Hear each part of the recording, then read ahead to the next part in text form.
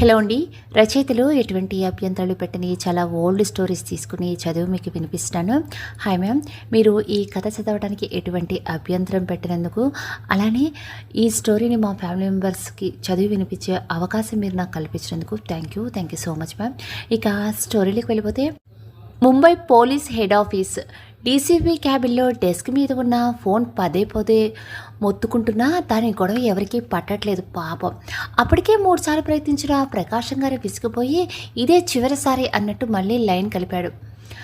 అప్పుడే ఏదో ఫైల్ కోసం ఆ గదిలోకి వచ్చిన అసిస్టెంట్ రాజయ్య ఫోన్ లిఫ్ట్ చేశాడు.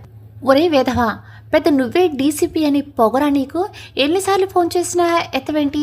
నేను కాబట్టే సరిపోయింది, ఇంకెవరైనా అత్యవసరమే చేస్తే ఎలా అని అరుస్తున్నారు ఆయన. సార్ డీసీపీ సార్ ఆఫీస్లో లేరు సార్, ఫోన్ ఇక్కడే పెట్టి మర్చిపోయినట్టు ఉన్నారు అన్నాడు రాజయ్య. ప్రకాశం గారు రిటైర్ ఆర్మీ జనరల్ అవ్వటం వల్ల ఆయనంటే స్వతహాగా ఉన్న భయం మరియు భక్తి వల్ల కాస్త జంకుతూ, ఓ ఎక్కడికి వెళ్ళాడట? ఆఫీస్లో లేకుండా ఇంటికి రాకుండా ప్రశ్నించాడు ఆయన. ఈరోజు డిసెంబర్ 31 కదా సార్, ఎక్కడ చూసినా పార్టీలు పబ్బులు అన్ని పీకల దాకా తాగి డ్రైవింగ్ చేస్తారు కదా, లేదా ఆ తాగిన వెహికల్లో కొట్టుకోవడాలు, ఈ మధ్య మత్తులో అమ్మాయిల మీద అఘాయిత్యాలు చేయడాలు ఎక్కువైపోయాయి కదండి. పైగా బీచ్ రెస్టారెంట్లో ఈరోజు జరిగే పార్టీకి ఎక్కువ మంది జనం వస్తారు, అక్కడితో బాంబ్ అటాక్ ప్లాన్ చేశారని ఇన్ఫర్మేషన్ వచ్చింది, అందుకే డైరెక్ట్గా డీసీపీ సారే రంగంలోకి దిగిపోయారు చెప్పాడు రాజయ్య. అతను తలుచుకుంటే గర్వంగా పెదాల మీద విరిసిన చిన్న నవ్వుతో. రాజయ్య మాటలకి ప్రకాశం గారికి కూడా కొడుకు గురించి ముచ్చటగా ఉన్నా ఎందుకో అది బయటికి తెలియనివ్వకుండా ఫోన్ పెట్టేశాడు. ఆయన గంభీరమైన స్వభావం వల్ల ఏమో. సమయం రాత్రి 11:45.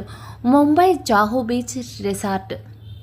6 అడుగుల 2 అంగుళాల ఎత్తు, ఆ ఎత్తుకు తగ్గ శరీర సౌష్ఠవం. అప్పుడే తను పెట్టుకున్న పోలీస్ క్యాప్ తీయడంతో ఆ ఇసుక తిండెల్లో వీచే పిల్ల తిమ్మెరలకి స్వేచ్ఛగా ఎగురుతున్న ఒత్తైన జుట్టు, గుంపులుగా ఉన్న జనాన్ని క్షుణ్ణంగా పరిశీలిస్తున్న చురకత్తి కళ్ళు. అతని డీసీపీ అయినందుకేమో మనోహరమైన ఆ మొహంలో కాస్త గంభీరత. మొత్తానికి చూడగానే ఏ అమ్మాయి అయినా అబ్బా సో మ్యాన్లీ అని అనుకునేలా ఉన్నాడు. పాకెట్లో ఉన్న తన ఫోన్ మోగుతుంటే లిఫ్ట్ చేసి ఆ జనానికి కాస్త దూరంగా నడుస్తూ మాట్లాడుతున్నాడు. Hello sir, nothing wrong here, అంతా బాగానే ఉంది సార్.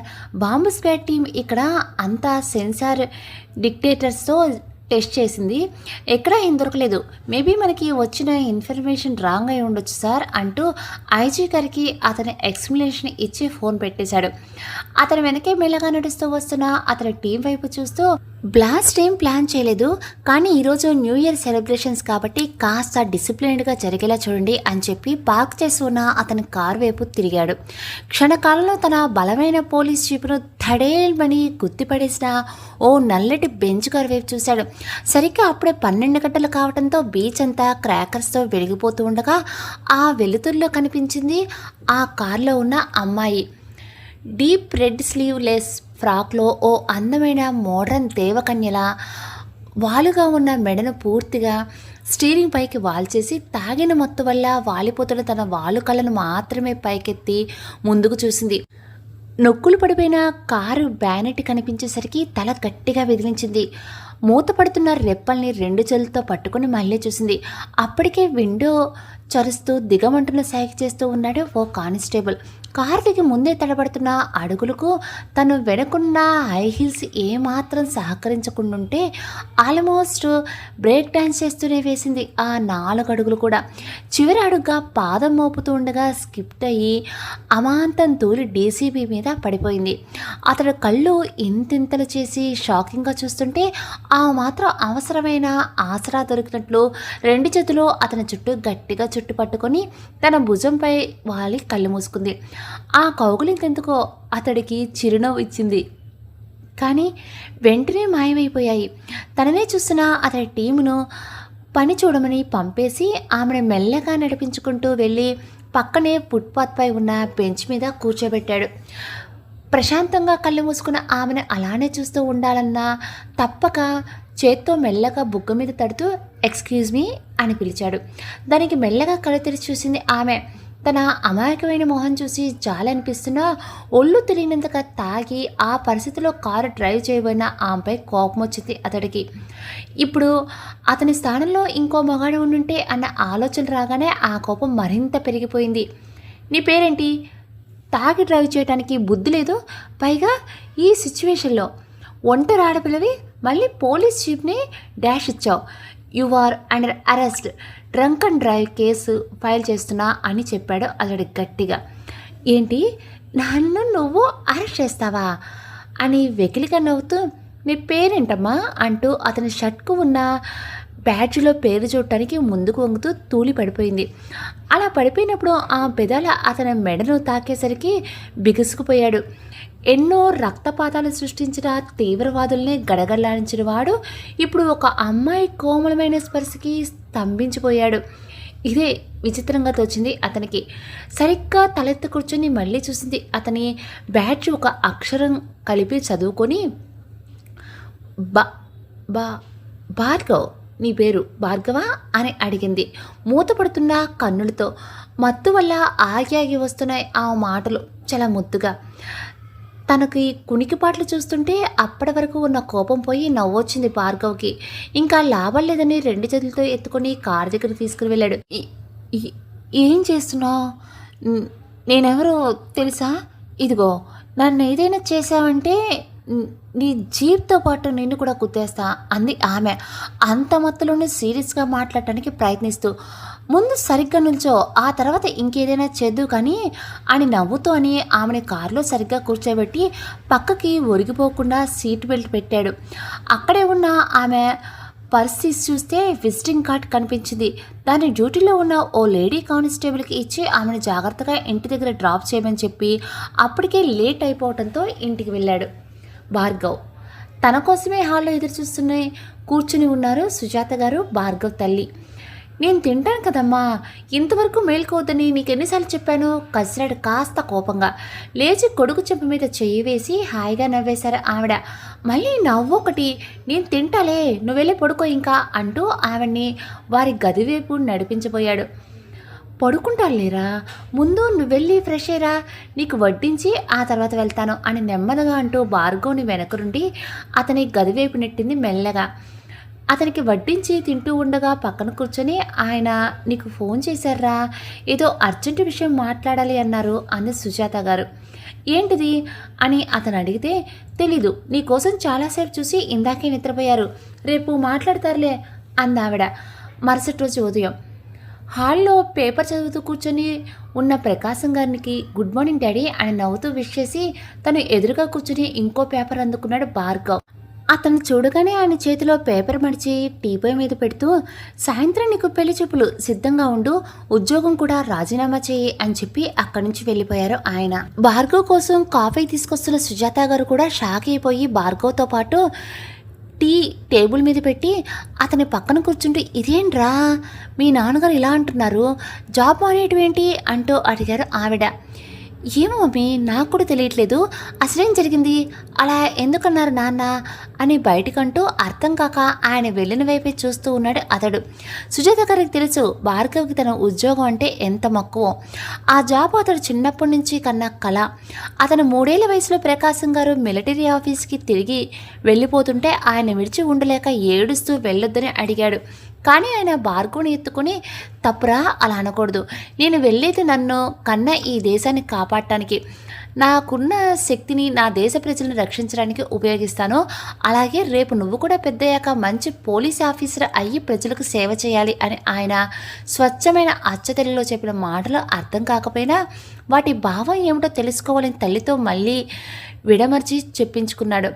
అప్పటి నుంచి అతని నరనరాల్లో అతను పోలీస్ ఆఫీసర్ అయ్యి ప్రజలకు సేవ చేయాలని కోరిక జీర్ణించుకొని పద్ధతిగా ఇమిడిపోయింది. ప్రకాశం గారు మిలిటరీ నుంచి రిటైర్ అయ్యి తిరిగి వచ్చే వరకు ఆయనతో పెద్ద బాండింగ్ లేదు భార్గవ్కి. కానీ ఎప్పటికీ ఆయన్నే తన హీరోగా అనుకుంటాడు. అలాంటిది ఆయన ఇప్పుడు తన ఉద్యోగాన్ని ఎందుకు రిజైన్ చేయమన్నాడో అర్థం కాలేదు భార్గవ్కి. ఆలోచనలో మునిగిపోయిన కొడుకుని కదుపుతూ, పదరా టిఫిన్ తింటూ మాట్లాడదాం అని అతన్ని డైనింగ్ హాల్కి తీసుకుని వెళ్ళారు సుజాత గారు. చైర్ మెల్లగా వెనకలాగి అందులో కూర్చుంటూ నాన్న అది అంటూ మొదలుపెట్టిపోయాడు భార్గవ్. అతడి వేడి ఉరిమి చూసి తినేటప్పుడు మాట్లాడటం ఇది ఎప్పటి నుంచి అన్నారు ప్రకాశం గారు గట్టిగా. ఆయనతో మాట్లాడేటప్పుడు డాడీ పప్ప లాంటి ఇతర భాషల్లో కాకుండా తెలుగులో స్పష్టంగా నాన్న అని పిలవటం ఒక రూల్ అయితే, తినేటప్పుడు మాట్లాడకూడదు, ఫోను టీవీ లాంటివి చూడకూడదు, ఇది ఇంకో రూల్. మిలిటరీ మనిషి కదా, డిసిప్లిన్ విషయంలో కాస్త కటువుగానే ఉంటారు. ఇంకేం మాట్లాడకుండా సుజాత గారు వడ్డించింది బుద్ధిగా తినేశాడు భార్గవ్. ఓ 20 నిమిషాల తర్వాత హాల్లో కూర్చున్న ప్రకాశం గారిని చూస్తూ నాన్నగారు ఉద్యోగం రాజీనామా చేయమన్నారు, ఎందుకు నాన్న, నేనేమైనా తప్పు చేశానా అడిగాడు. అవును చేశావు. నీ డ్యూటీ టైం ఎన్ని గంటల వరకు, నువ్వు ఎన్ని గంటలకు ఇంటికి వస్తున్నావు, నీ సమయపాలన లేదు, డీసీపీ అయినంత మాత్రాన కొమ్ములు మొలుస్తాయా, ఏ సమయంలో పడితే ఆ సమయంలో ఇంటికి వస్తారా, ఓ పద్ధతి పాడు ఉండొద్దు, ఎందుకు లేట్ అయింది అని మీ అమ్మ అడిగితే 100 సమాధానాలు చెప్తావు, అందుకే రాజీనామా ఇచ్చే, పెళ్లి చేస్తా, మన బిజినెస్ చూసుకుందు కానీ అన్నారు ప్రకాశం గారు. నువ్వు వెళ్ళిరా, నీకు టైం అవుతుంది అన్నారు సుజాత గారు భార్గవ్ వైపు చూస్తూ. అతడికి అర్థమైంది ఆవిడ ప్రకాశం గారితో దీని గురించి మాట్లాడబోతున్నారు అని. అందుకే సైలెంట్గా లేచి అక్కడి నుంచి తన రూమ్కి వెళ్ళిపోయాడు. ఏంటంటే ఇది, మొన్నేమో అర్ధరాత్రి పూట ఏదో ఫైర్ యాక్సిడెంట్ అని ఫోన్ చేస్తే ఫైర్ ఆఫీసర్వి, నువ్వు దగ్గర ఉంటే మీ వాళ్ళు సరిగ్గా పనిచేస్తారు, ఎప్పుడైనా ఆపదని తెలిస్తే ముందుండి నువ్వే సాయం చేయాలి, అది ఏ సమయమైనా అని ఉపదేశాలు ఇచ్చి మరీ వాణ్ణి పంపించారుగా. ఈరోజేమో ఆలస్యంగా వచ్చాడని ఉద్యోగం మానేయమన్నాడు, ఎప్పుడు వాడిని ఏదో ఒకటి అనకపోతే మీకు తోచదా అన్నారు సుజాత గారు కాస్త విసుగ్గా. దానికి అక్కడే టీ టేబుల్ మీద ఉన్న న్యూస్ పేపర్ తెరిచి ఆవిడకి ఇస్తూ మెయిన్ పేపర్లో ముంబైలో అధునాత బాంబ్ స్క్వాడ్ అని పెద్ద పెద్ద అక్షరాలతో రాసి దాని కింద భార్గవ్ యూనిఫామ్లో ఉన్న ఫోటోలు అతని ఇంటర్వ్యూలు ప్రచురించి ఉంది. అది చూడకుండా ఆ పేపర్ ప్రకాశం గారి చేతిలో నుంచి లాక్కొని మరీ అందులో ఉన్న భార్గవ్ని మురిపెంగా చూడసాగారు ఆవిడ.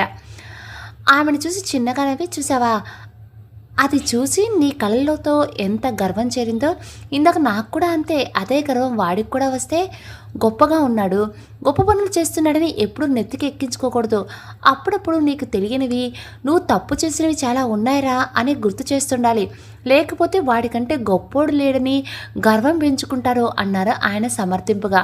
నా భార్గవ్ ఎప్పుడూ అలా అనుకోడు, అయినా వాడు దేశ సేవలు మిమ్మల్ని మించిపోయాడని మీకు ఈర్ష వాడంటే, అందుకే అన్ని మాటలు అంటున్నారు నా బంగారాన్ని అని.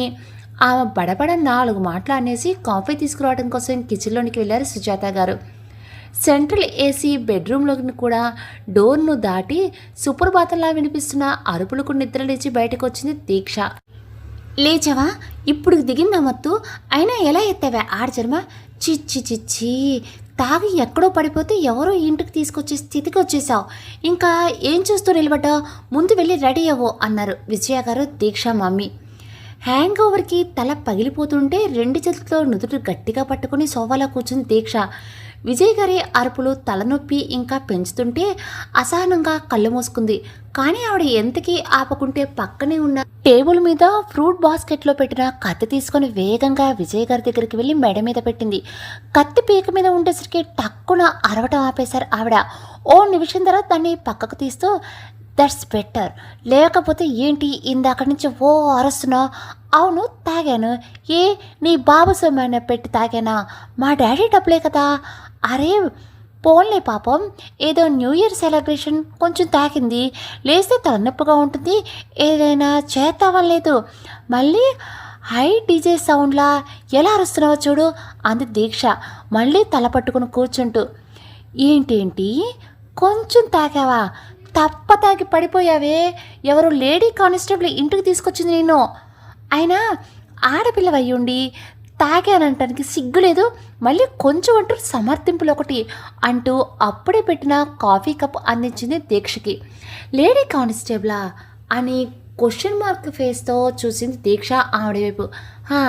Drunk and drive case file చేశారట, కౌన్సిలింగ్కి తీసుకురమ్మన్నారు అని చెప్పింది, రాత్రి స్టేషన్కి వెళ్ళారట, కానీ నీ విజిటింగ్ కార్డ్ చూసి మీ డాడీకి ఈ సిటీలో ఉన్న పేరు పోకూడదని ఇంటికొచ్చి దించి వెళ్ళారు, అంత గొప్ప పని చేశావు నువ్వు అన్నారు విజయ గారు వేటకారంగా.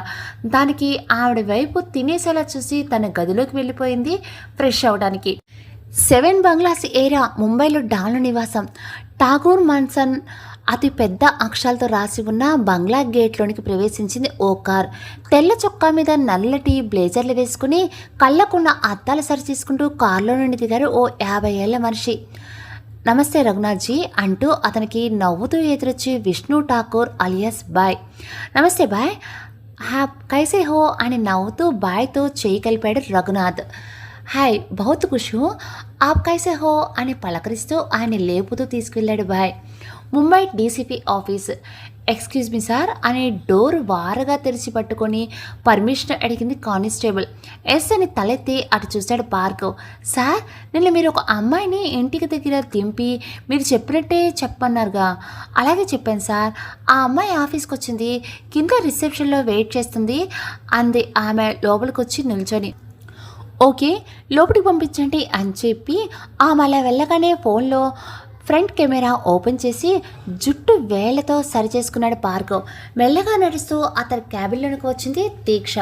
డోర్ దగ్గర ఆగిపోయి తల వంచి మొహమాటంగా చూస్తుంటే ఆ మొహంలో అమాయకత్వం చూసి నిన్న బీచ్లో గోల్ చేసిన అమ్మాయినా తిను అని అనుకోకుండా ఉండలేకపోయాడు భార్గవ్. పైగా తెల్లటి అనార్కలి డ్రెస్సులో అప్పటి జహంగీర్ ప్రేమ దేవత అనార్కిలా మెరిసిమోతుంది. నిన్నేమో మోకాళ్ళకి పైకుండా క్రాఫ్ట్ ఫ్రాక్లో మోడర్న్గా, ఈరోజేమో ఇలా ట్రెడిషనల్గా, ఎలా ఉన్నా ఆహా అనిపించేలా ఉంది దీక్ష. ఆమెను తీక్షణంగా గమనించాడు ఓ నిమిషం పాటు. మొహంలో అమాయకత్వం ఉన్న కళ్ళల్లో భయమే బిడియమూ లేదు. రెండూ మిక్స్ చేసిన ఫీలింగు, ఏదో అర్థం కాని భావం కనిపించింది. అతను అలానే చూస్తుంటే ఏంటి వీడు కేసు గీస్ అంటాడేమో అని అదే పనిగా ఈ పిచ్చి డ్రెస్ వేసుకొచ్చి ఇక్కడ అమాయకంగా నిల్చుంటే ఇలా స్కాన్ చేసి చూస్తున్నాడు. కొంపదీసి పోయాడా ఏంటి, కొంచెం కూడా కదలట్లేదు అని అనుకుంటూ కొంచెం తలెత్తి చూసింది దీక్ష. ఇంకా పోలేదులే, నీకు ఆస్కార్ ఎలా ఇప్పించాలా అని ఆలోచిస్తున్నా. అయినా ఎక్కడి నుంచి వస్తుంది ఇంత ఏ గ్రేట్ యాక్టింగ్ అని అడుగుతూ తన స్వింగ్ చైర్లో నుండి లేచి ఆమె వైపు నడిచాడు భార్గవ్. అతని మాటలకు కంగు తిని నేననుకుంటున్నది ఇతనికి ఎలా తెలుసు, కొంపదీసి వినిపించిందా ఏంటి అనుకున్న దీక్ష. మరీ అంత ఆలోచించుకో మిస్ దీక్ష, నాకు ఫేస్ రీడింగ్ తెలుసులే అన్నాడు భార్గవ్ ఆ ముందుకొచ్చి నిల్చొని. వాట్ అని గట్టిగా అంటూ చూసింది ఆమె. ఊరికే అయిపోయాననుకున్నావా? 27 సంవత్సరాలకే డీసీపీని, ఎన్ని తెలుసుకుంటే ఇలా అయి ఉండాలి. నా దగ్గర ఎవ్వరూ నిజాలు దాచలేరు. I am the most popular cop in investigation. నేను ఇన్వెస్టిగేషన్ చేస్తే సక్సెస్ కానీ కేసు అంటూ ఉండదు, because of my rare quality అన్నాడు భార్గవ్ చిన్నగా నవ్వుతూ. అప్పుడెప్పుడో తెరిచిన నోరు ఇంకా మొయ్యకుండానే అలా కూడా ఉంటారా? అసలు వీడు మనిషేనా లేదంటే ఏ గ్రహం నుంచైనా ఊడిపడిన దెయ్యమో భూతమో కాదు కదా అనుకుంది దీక్ష. మీరు నేను చెప్పిన తర్వాత కూడా ప్రతిసారి మర్చిపోతున్నారు మిస్ దీక్ష, మళ్ళీ తిట్టుకుంటూనే ఉన్నారు. మీరు మనసులో అనుకుని నాకు వినపడుతుంది. ఈసారి కాస్త పెద్దగా నవ్వుతూ అన్నాడు. దానికి ఓర్ నాయనో అనుకుంటూ మెడను భుజం మీదకి ఒక సైడ్ వేసుకున్న ఓణిని మొహానికి అడ్డుగా కప్పుకుంది ఆమె. So cute. అదేంటో నువ్వు ఏం చేసినా భలే క్యూట్గా ఉంటుంది అని అనుకుంటూ ఆమెను కోపంగా చూస్తుంటే వెళ్ళి తన చైర్లో కూర్చొని తనను కూడా కూర్చోమన్నట్టు ముందు ఉన్న చైర్ చూపించాడు. ఆమె తప్పదు అన్నట్లు వెళ్ళి కూర్చుంది. మీరు రోజు న్యూస్ చూడరా అడిగాడు భార్గవ్. సమాధానం చెప్పాలి కాబట్టి లేదు అన్నట్టు తల అడ్డంగా ఊపింది ఆమె. అనుకున్నా మీ మొహం చూడగానే పప్పు గురించి పాటల గురించి తప్ప కరెంట్ అఫైర్స్ జనరల్ నాలెడ్జ్ లాంటివి వాటిని పట్టించుకునే రకం కాదని అంటూ ఉండగానే గోడకున్న టీవీని తన ముందు డెస్క్ మీద ఉన్న రిమోట్ తీసుకొని ఆన్ చేశాడు అతడు. నేను దేన్ని పట్టించుకుంటే నీకేంటి అని ఇంకా ఏదో అనబోదు. అమ్మో వద్దులే అని సైలెంట్గా ఉండిపోయింది. టీవీలో ముంబై లోకల్ న్యూస్ ఛానల్లో ఒకటి పెట్టి అటు చూడమన్నట్టు సైగ చేశాడు. న్యూ ఇయర్ వేడుకల్లో భాగంగా తప్పతాకి రోడ్డు మీద నానా రభస సృష్టించిన యువత అనే సారాంశం వచ్చేలా హిందీలో చెప్తుంది ఓ రిపోర్టర్. పక్కనే విజువల్స్ కూడా వస్తున్నాయి. అందులో తాగినందుకు తూలుతూ ఒకరినొకరు కొట్టుకుంటూ, ఇంకెందరో ఎక్కడ పడితే అక్కడ పడిపోతూ మళ్ళీ లేస్తూ, ఇంకొందరు ఎలా పడితే అలా డ్రైవింగ్ చేస్తూ ఉన్నారు. ఇప్పుడు నాకు ఇవి ఎందుకు చూపిస్తున్నారు? కొంపది నైటు నేను కూడా అని అనుకుంటుంటే కొంప తీయకుండానే నైట్ మీరు కూడా సేమ్ అలానే చేశారు. ఇన్ఫ్యాక్ట్ వాళ్ళ అందరివి కలిపి మీరొక్కరే చేశారు. నా జీపును గుద్దేసి నా మీద పడిపోయి నాకు ముద్దు పెట్టి హక్ చేసుకొని ఇంకా చాలా అన్నాడు కొంచెం టీజింగ్ టోన్లో. అని పెద్ద దీర్ఘం తీస్తూ చూసింది దీక్ష అతన్ని.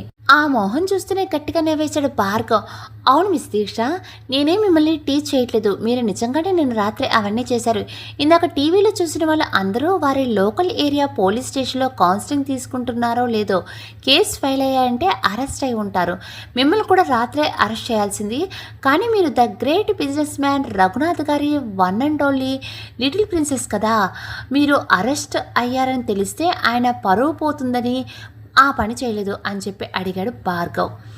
అది విని కొద్దిగా తల వంచి కూర్చుంది ఆమె. తన వల్ల తండ్రికి పరువు నష్టం జరిగేదని చెప్పినందుకు ఏమో. మీరు చెప్పండి, ఇప్పుడేం చేద్దాం అంటారు? కేసా కౌన్సిలింగా అడిగాడు అతను. ఆమె ఏం మాట్లాడుతుంటే కేసు కంటే కౌన్సిలింగే బెటర్ ఏమో కదా. కేసు అంటే ఫైల్ చేసి 2 నిమిషాలకే బెయిల్ ఇప్పించి తీసుకువెళ్తారు మీ డాడీ. అందుకే let's go for counselling 1 week. Early morning 9కి రేపు వచ్చేసేయండి, యూ కెన్ గో నౌ అన్నాడు. లేచి తిరిగి కూడా చూడకుండా బయటకు వచ్చింది దీక్ష. కింద రిసెప్షన్లో కూర్చొని తన కోసమే ఎదురు చూస్తూ ఉన్నారు విజయ గారు. దీక్ష రాగానే ఏమైంది అడిగారు ఆతృతగా. నా మొహం అయింది, దీనికోసం మళ్ళీ ఈ పిచ్చి డ్రెస్ ఒకటి అంటూ చున్నీ తీసి ఆ పైకి విసిరేసి టాప్కి వెనక ఉన్న చెప్ తీసి అది కూడా ఆ మొహం మీద విసిరికొట్టి నేను వెళ్తున్నా అని చెప్పి డ్రెస్ లోపల ఉన్నందుకు నలిగిపోయిన తన వైట్ కలర్ మినీ స్కర్ట్ను సరిచేసుకుంటూ బయటకు వెళ్ళిపోయింది దీక్ష.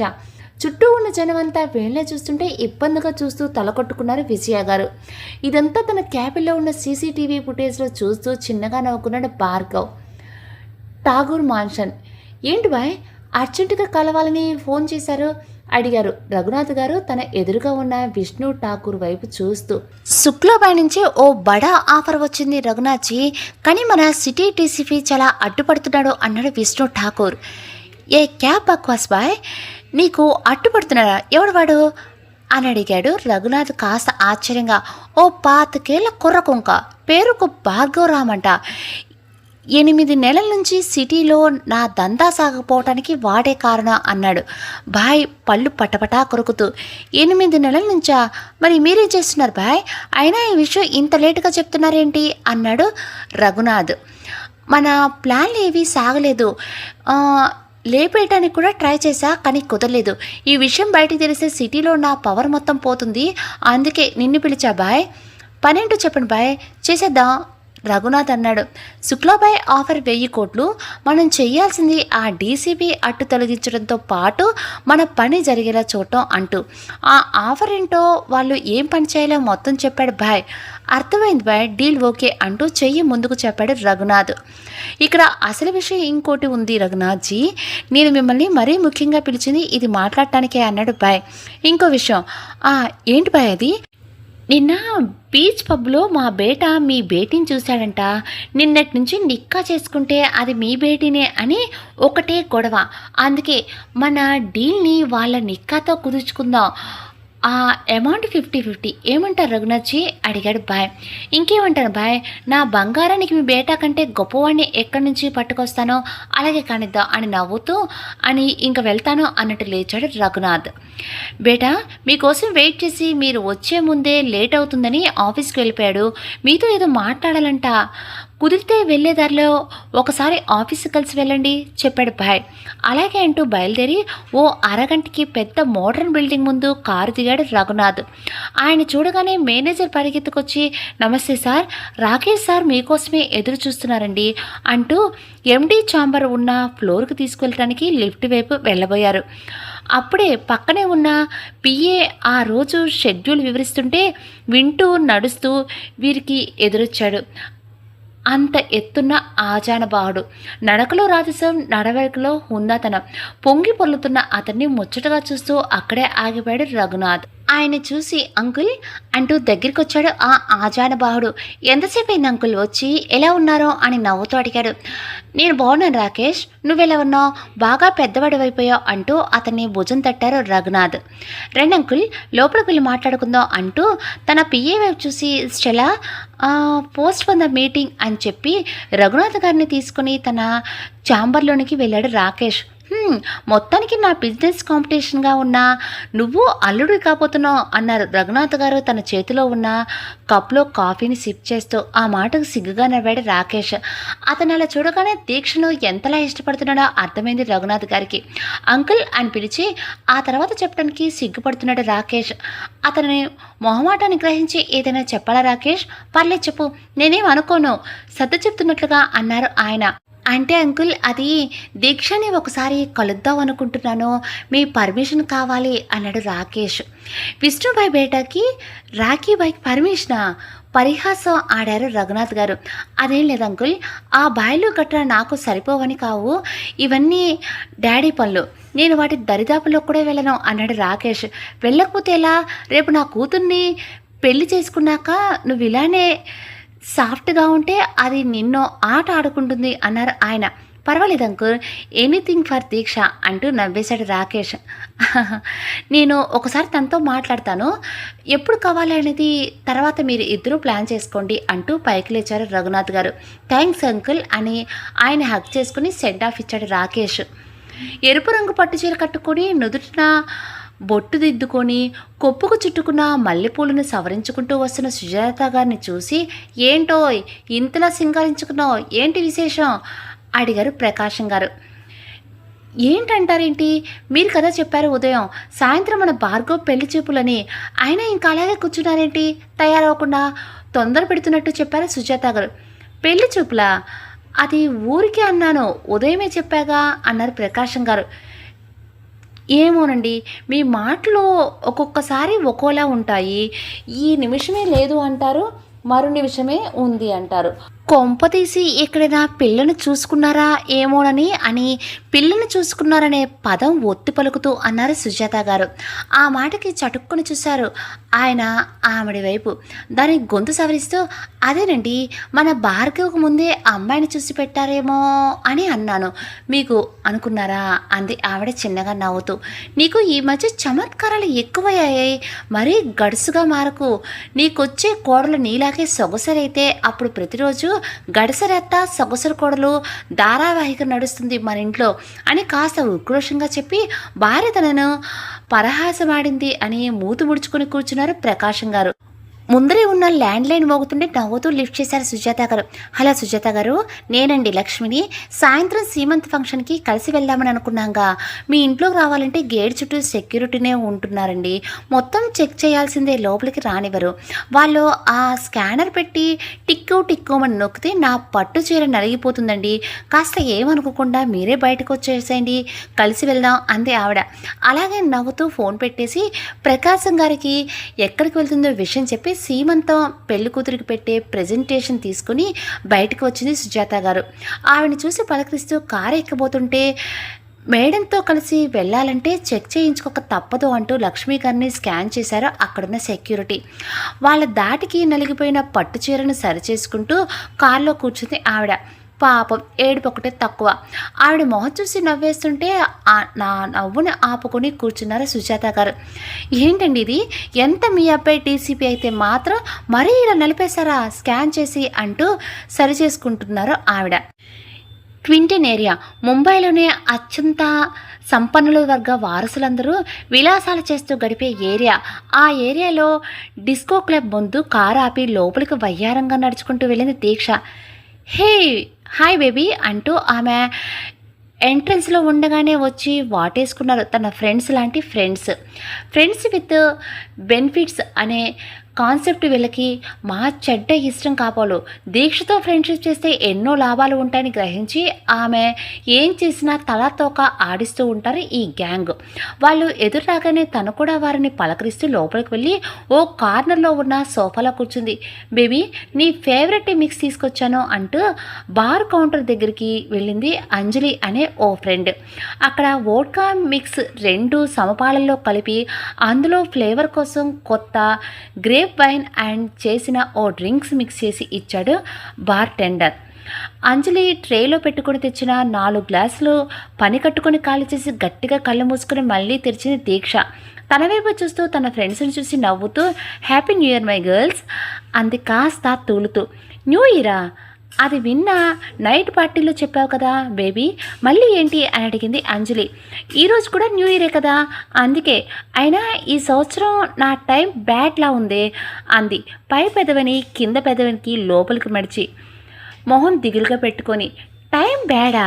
ఏమైంది బేబీ అని అడిగారు తన స్నేహిత గ్యాంగ్ అంతా మూకుమడుగా. ఎవరో డీసీపీ భార్గవట నిన్న రాత్రి drunk and drive case file చేయకుండా ఓ రోజు ఆఫీస్కి పిలిపించాడు. రేపటి నుంచి వారం రోజుల కౌన్సిలింగ్కి అటెండ్ కావాలట అంది భార్గవను తలుచుకుంటే వచ్చిన కోపానికి పళ్ళు పట్టపటా కొరుకుతూ. ఏంటి వారం రోజుల అని చుట్టూ ఉన్న వాళ్ళు బెదిరిపోయేలా అరిచింది అంజలి. అవును అన్నట్టు దీక్ష తలూపుతుంటే వామ్మో వాళ్ళ సోది వారం రోజులు ఏమింటావే, నాకు గంట సేపు వినటానికే విరక్తి వచ్చింది. మొన్న హారిక బర్త్డేకి పార్టీ చేసుకుని ఇంటికి వెళ్ళేటప్పుడు నన్ను కూడా పట్టుకున్నారు ఆ పోలీసులు.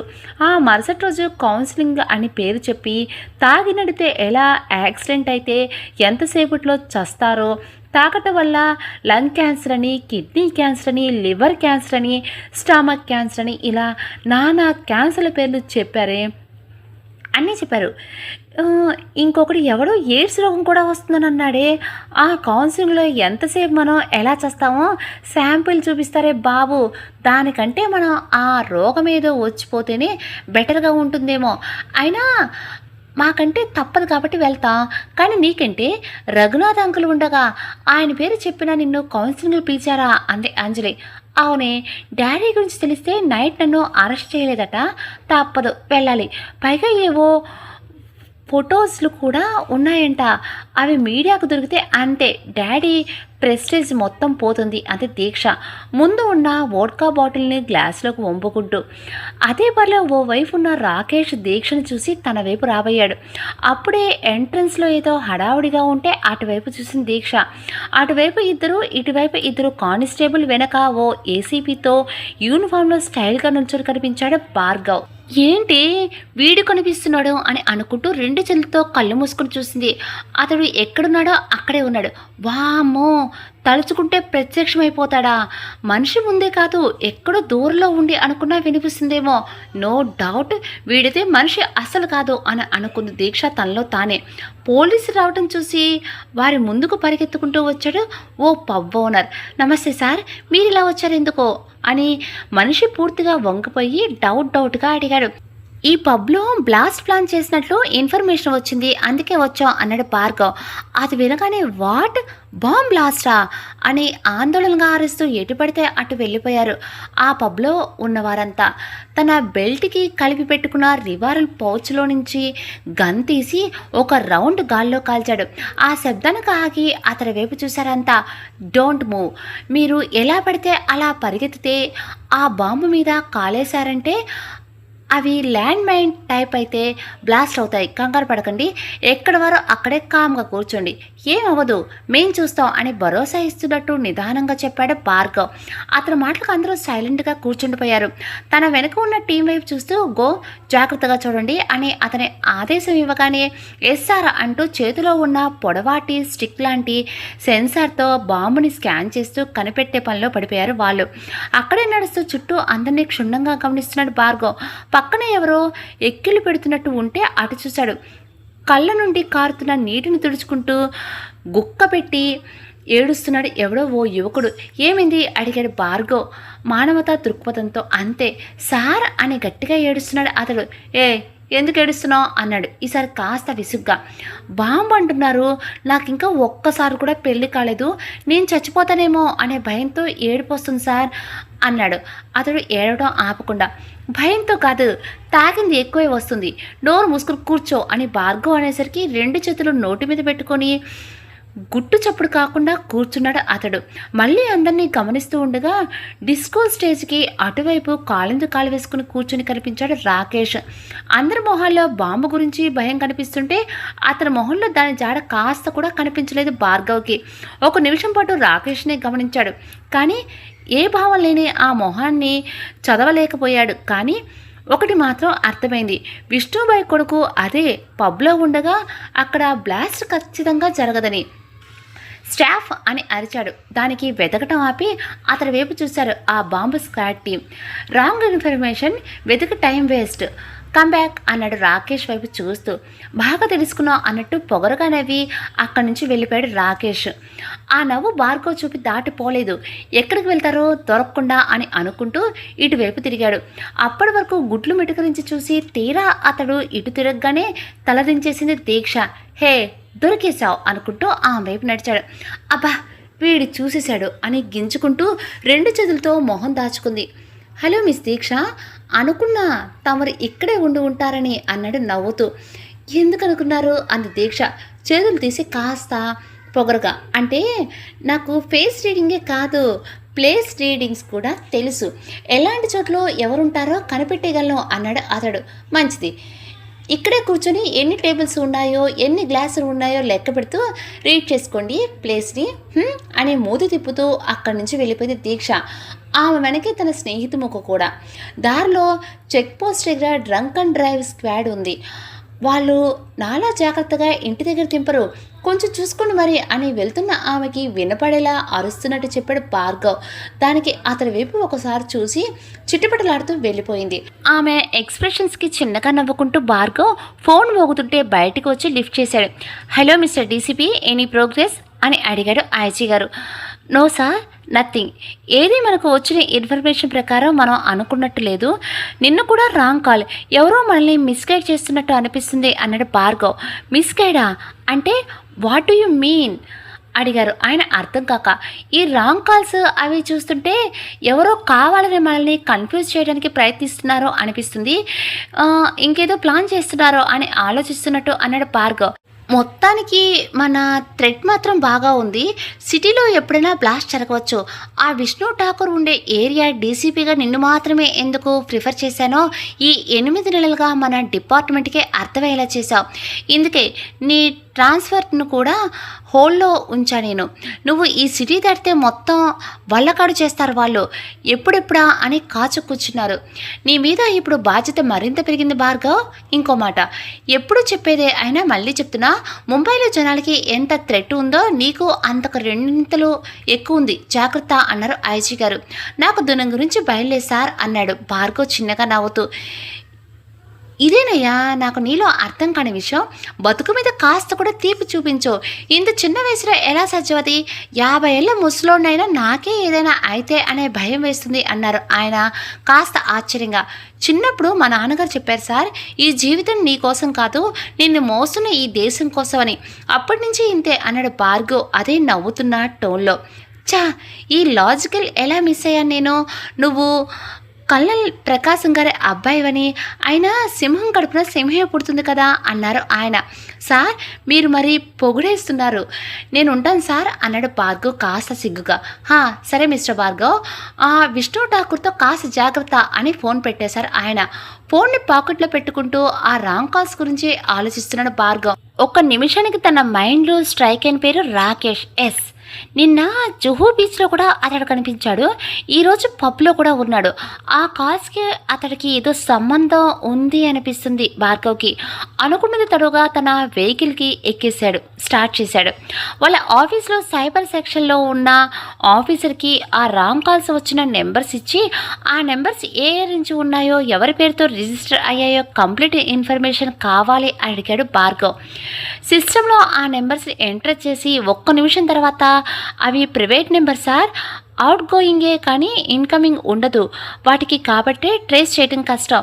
మేము ట్రై చేస్తాము, ప్రస్తుతం అవి ఆఫ్ చేసి ఉన్నాయి, మళ్ళీ యాక్టివేట్ అయితే ఖచ్చితంగా ట్రేస్ అవుతాయి అని భయభయంగా చెప్పాడు ఒక ఆఫీసర్.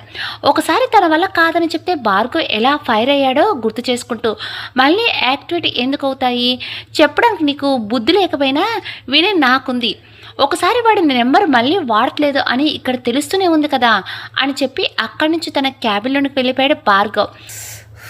ఏంట్రా బాబు ఈయన, ఎవరి ఎక్స్ప్రెషన్స్ పట్టవా ఈ మనిషికి? అరే ఇది కాదని ఇదని చెప్తే అసలు వినిపించుకోడే అన్నాడు ఇందాక భార్గవ్తో మాట్లాడిన ఆఫీసర్ కుడి చేత్తో జుట్టు గట్టిగా పట్టుకొని. సార్ అంతేరా, ఏదైనా పని అప్పచెప్తే అది చేత కాదని మనం అంటే చాలు ఒప్పుకోరు, దానికి మళ్ళీ కారణాలు వంకలు చెప్తే అసలే నచ్చదు ఆయనకి అన్నాడు అతను పక్కనే ఉన్న ఇంక కోలి. ఖచ్చితంగా ఏదో స్కామ్ ఉంది, లేకపోతే అంత పక్కడ్బందీగా ప్రైవేట్ నెంబర్తో కాల్ చేశారంటే ఏదో చేస్తున్నారు, ఆ రాకేష్ని క్లాస్గా అబ్జర్వ్ చేయాలి అని అనుకుంటూ ఇంటికి బయలుదేరాడు భార్గవ్. టైం 10:30 అవుతూ ఉండగా కాస్త తుడుతూ ఇంట్లోకి వచ్చింది దీక్ష. తన కోసమే హాల్లో ఎదురు చూస్తూ కూర్చున్నారు రఘునాథ్ గారు, విజయ గారు. తను అలా రావడం చూసి కోపంగా మూతు ముడిచి రఘునాథ్ గారు వైపు చూశారు విజయ గారు. దీక్షను తిట్టడానికి నోరు తెలుస్తుంటే ష్ అరవకు అన్నట్టు సైగ చేసి హాయ్ బేబీ అంటూ లేచి ఆమె దగ్గరికి వెళ్ళారు రఘునాథ్ గారు. హాయ్ పప్పా అంటూ ఆయన్ని చుట్టేసింది దీక్ష. ఆయన చిన్నగా నవ్వి దీక్ష తల నిమురుతూ పద నేను తినిపిస్తాను అని కిచెన్ వైపు నడవబోతున్నారు. నో పప్పా, ఆకలి కలలేదు, నేను వెళ్ళి రెస్ట్ తీసుకుంటాను అని మెట్లు ఒకవైపు ఉన్న చెక్క గీల్స్ పట్టుకొని నెమ్మదిగా రూమ్లోనికి వెళ్ళింది తను. చూసారా మీ అతి గారాబానికి అది ఎలా తయారైందో, ప్రతిరోజు తాగొస్తుంది, ఇలా అయితే తన ఆరోగ్యం ఏమవుతుంది, ఒక్కగానొక్క కూతురు, దానికి ఏదైనా అయితే మనం బతకగలమా అన్నారు ఆవిడ. దీక్ష ఆరోగ్యం గురించి రోజు ఉండే బెంగ ఈరోజు కాస్త ఎక్కువ అవటంతో. విజయ పిచ్చి పిచ్చిగా మాట్లాడుకు, బేబీకి ఏమీ అవ్వదు, నువ్వు ముందు ఏడు పాపు, వెళ్ళి ప్లేట్లో ఫుడ్ తీసుకొనిరా అన్నారు ఆయన కాస్త గట్టిగా. ఇంకేం మాట్లాడలేక మౌనంగా వెళ్ళి భోజనం పెట్టుకుని తెచ్చి ఆయనకి ఇచ్చింది ఆవిడ. పద బేబీ దగ్గరికి వెళ్దాం అంటూ దీక్ష గదివైపు వెళ్ళారు. వీళ్ళు వెళ్ళేసరికి బెడ్ మీద అడ్డంగా ముడుచుకొని పడుకుంది దీక్ష. దగ్గరికి వెళ్ళి కాళ్ళకు ఉన్న తన హీల్స్ జాగ్రత్తగా తీసి బేబీ అని మృదువుగా పిలుస్తూ భుజం చుట్టూ చేతులు వేసి పైకి లేపి కూర్చోబెట్టారు రఘునాథ్ గారు. హా పప్ప అంటూ ఆయన మెడ చుట్టూ చేతులు చుట్టి భుజంపై వాలింది తను. ఫుడ్ తినకపోతే ఎలారా నా బంగారం కదూ, లే నేనే పెడతాను అని గారాబం చేస్తూ తనను సరిగ్గా కూర్చున్నాక ముద్దలు పెట్టారు. అయిపోయాక మంచినీళ్ళు తాగిస్తూ నేనొకటి అడుగుతాను కాదను కదా బేబీ అన్నారు రఘునాథ్ గారు. మొదటిసారి తనను ఆయన అలా అడగటం ఎందుకో, ఆయన అలా అంటుంటే కొంచెం మత్తులో ఉన్నా తనను ఆలోచింపజేసింది ఆ మాట. తన తండ్రి ఏమడిగినా నో చెప్పకూడదు అనుకుంది. నో పప్పా, నేను అడిగింది మీరెలా కాదనరో, మీరు అడిగింది కూడా నేను అలాగే కాదన్నో చెప్పండి అంది. విష్ణు ఠాగూర్ గారి అబ్బాయి రాకేష్ ఠాగూర్ గురించి వినే ఉంటావు కదా అన్నారు ఆయన. ఎస్ పప్పా, సిటీలోనే హ్యాండ్సమ్ బిజినెస్ మ్యాన్ అని గొప్ప టాక్ ఉంది అతని గురించి, పబ్లో అప్పుడప్పుడు కనిపిస్తుంటాడు అంది దీక్ష.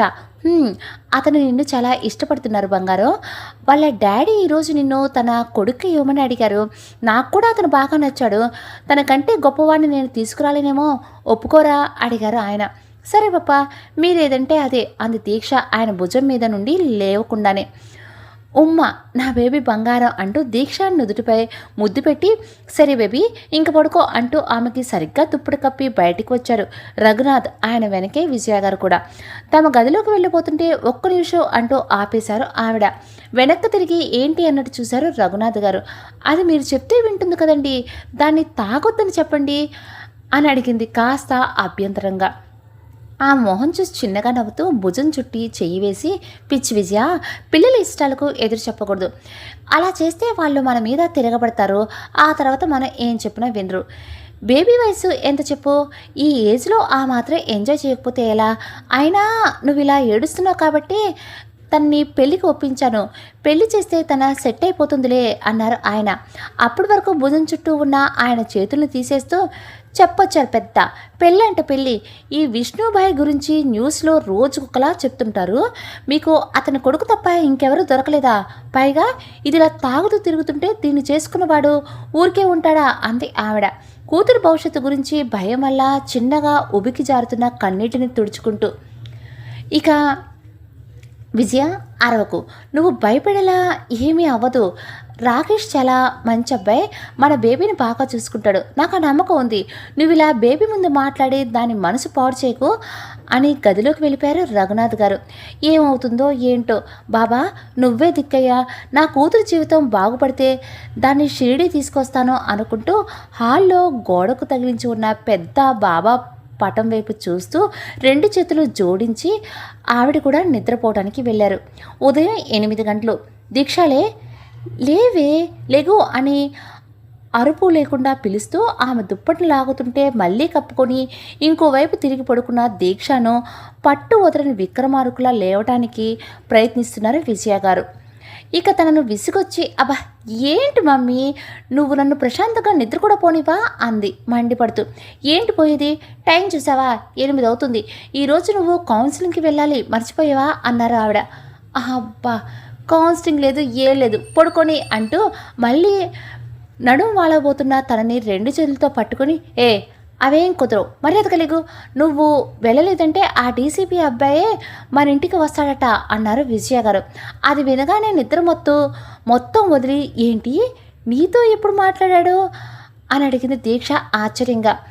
నిన్ను నువ్వు అలా బయటికి వెళ్ళగానే ఇలా అతను నా దగ్గరికి వచ్చి నీకు వారం రోజులు కౌన్సిలింగ్ ఉన్న విషయం చెప్పి నన్ను రోజు దగ్గరుండి తీసుకొని రమ్మన్నారు అన్నాడు. నువ్వు వెళ్ళిపోతే తన ఇంటికి వస్తాడని కూడా చెప్పాడు, కాబట్టి వేష లేకుండా వెళ్ళి రెడీ అవ్వు, టైం అవుతుంది అంటూ తన కోసం వార్డ్రోబ్లో నుంచి డ్రెస్ తీస్తున్నారు విజయ గారు. నాకున్న శత్రువు ఒకరు చాలరు అన్నట్టు నీతో పాటు ఇప్పుడు ఇంకోటి పుట్టుకొచ్చాడు అనుకుంటూ ఫ్రెష్ అవ్వడానికి వెళ్ళింది దీక్ష. తన క్యాబిన్లో కూర్చొని ఆలోచిస్తూ ఏదో మెదిలినట్టు టేబుల్ మీద ఉన్న రిసీవర్ తీసుకుని, Ajay come to my cabin అని పిలిచాడు. భార్గవ్ ఎస్ఆర్ అని 3 నిమిషాల తర్వాత భార్గవ్ ముందుకొచ్చి నిల్చున్నాడు inspector Ajay. Take your seat అంటూ ముందున్న కుర్చీ చూపించి అతను కూర్చున్నాక, నిన్న మొన్న వచ్చిన రాంగ్ కాల్స్కి ఆ రాకేష్కి ఏదో సంబంధం ఉందనిపిస్తుంది, ప్రైవేట్ నెంబర్స్తో కాల్స్ అని వెంటనే డీయాక్టివేట్ అయిపోతున్నాయి, ఏదో చాలా పెద్ద స్కామ్లా జరిగేలా ఉంది, అదేంటో వెంటనే తెలుసుకోవాలి అజయ్, లేదంటే చాలా లాస్ జరగవచ్చు. సో నువ్వు ఒక టీంని తీసుకొని మఫ్టీలో ఆ రాకేష్ని చాలా క్లోజ్గా అబ్జర్వ్ చేయాలి అని చెప్పాడు భార్గవ్.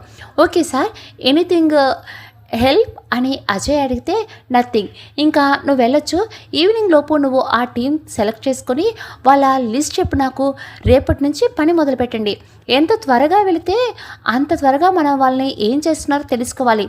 ఇంకో విషయం, ఆ టీంలో మన హెడ్ కానిస్టేబుల్ రాజయ్యని కూడా తీసుకో, ఇలాంటి ఆపరేషన్స్లో ఆయన ఎక్స్పర్ట్, చాలా నమ్మకం కూడా ఉంటాడు అని ముగించాడు. షూర్ సార్ అంటూ పైకి లేచి డోర్ వరకు వచ్చిన వాడు కాస్త వెనక్కి తిరిగి, సార్ మన బీచ్లో కౌగులించుకున్న అమ్మాయి వచ్చింది అని చెప్పి నవ్వుతున్న వాళ్ళ భార్గవ్ చూపుకి తడబడుతూ, కింద రిసెప్షన్లో ఉంది సార్, నేను పంపిస్తాను అని చెప్పి వెళ్ళిపోయాడు అజయ్. తనకంటే తక్కువ క్యాడర్ అయినా సరి వయసు కావడంతో భార్గవ్కి అజయ్ అంటే కాస్త చనువే ఉంది. ఒక్క ఆఫీసులో తప్ప బయట మంచి స్నేహితులుగానే ఉంటారు ఇద్దరు. ఇప్పుడు అజయ్ అన్న మాటకి చిన్నగా నవ్వుకుంటూ టేబుల్ మీద పరిచి తిరిగేస్తున్న ఫైల్స్ అన్నీ మూసేసి ఓ పక్క పెట్టాడు భార్గవ్. ముందు రోజు వచ్చినంత ఒద్దిగ్గా రాలేదు దీక్ష. ఈరోజు ankle cut jeans, maroon colour crop top వేసుకుని డోర్ని ధడేల్మని తెరిచి లోపలికి వచ్చింది. తన వైపు కాస్త ఆశ్చర్యంగా చూస్తూ భార్గవ్ను, ఏంటలా చూస్తున్నావు, నిన్నంటే ఎక్కడ కేసు అది ఇది అంటావేమో అని అలా కామ్గా ఉన్నా, కానీ 1 వీక్ కౌన్సిలింగ్ అన్నావు కదా, వారం రోజులు అలా యాక్ట్ చేయడం నా వల్ల కాదు అంటూ అక్కడే ఉన్న చైర్లో కాలు మీద కాలు వేసుకుని కూర్చుంది. సివిలైజ్డ్ ఇండియన్స్ ఎప్పుడైనా ఒక ఆఫీసర్తో మాట్లాడేటప్పుడు ఇలా పర్మిషన్ లేకుండా కాలు మీద కాలు వేసుకుని కూర్చొని నువ్వు అని ఏకవచనంతో సంబోధిస్తూ మాట్లాడరు. సో ముందు కాస్త నాగరికత నేర్చుకో అన్నాడు భార్గవ్. అతని మాటల్లో కోపం లేదు, అలాగని జోక్స్ కూడా చేయట్లేదు, కేవలం స్థిరత్వం మాత్రమే కనిపించింది. అందుకే ఎప్పుడు ఎడ్డవంటే తెడ్డమనే దీక్ష ఈసారి మాట్లాడలేదు సరికదా, కాలు సరిగ్గా పెట్టుకుని కూర్చుంది. అచ్చు చిన్నగానేవి. మొదలెడదామా మన కౌన్సిలింగ్ సెక్షన్ అని అడిగాడు అతడు. దానికి అంటూ కొద్దిగా తలూపింది దీక్ష. టేబుల్ మీద ఉన్న రిమోట్తో గోడకు వేలాడేసిన ప్రొజెక్టర్ ఆన్ చేసి కాసేపు నా పేరు ముఖేష్ లాంటి అండ్ నా పేరు లక్ష్మి, నేను 2 గజాలు అమ్ముకోవాల్సి వచ్చింది లాంటి యాడ్ చక్కగా ఆడండి, రన్ అవుట్ అవ్వండి అంటూ వచ్చే మన రాహుల్ ద్రావిడ్ యాడ్. ఇలా తాగితే వచ్చే రోగాలకు సంబంధించిన యాడ్స్ అన్నీ చూపించేశాడు భార్గవ్.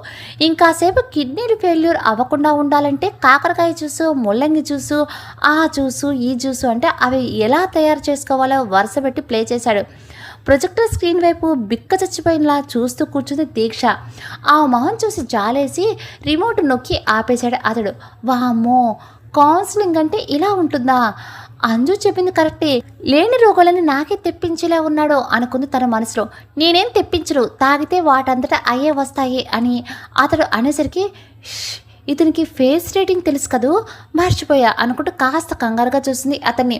జస్ట్ రిలాక్స్, కాస్త ప్రశాంతంగా కూర్చోండి, ఇది కౌన్సిలింగ్, ఇంటరాగేషన్ కాదు, సో మీరు అంత నర్వస్గా ఫీల్ అవ్వాల్సిన అవసరం లేదు మిస్ దీక్ష అని కాస్త కన్సల్ట్ చేస్తున్నట్టు అన్నాడు భార్గవ్.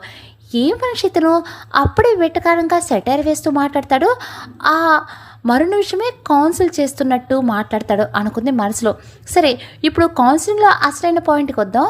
మీరు ఏ బ్రాండ్ అనేది పట్టించుకోకుండా తాగుతారా, లేదంటే స్పెసిఫిక్గా ఏదైనా అని అతను ఇంకా ప్రశ్నలు పూర్తి చేయకముందే ఇదేం క్వశ్చన్, అయినా నేనేం తాగితే వీడికి ఎందుకు అనుకుంది. చెప్పండి అని అతను మళ్ళీ అడిగేసరికి ఇంపోర్టెడ్ విస్కీ అండ్ వోడ్కా అని సమాధానం చెప్పింది.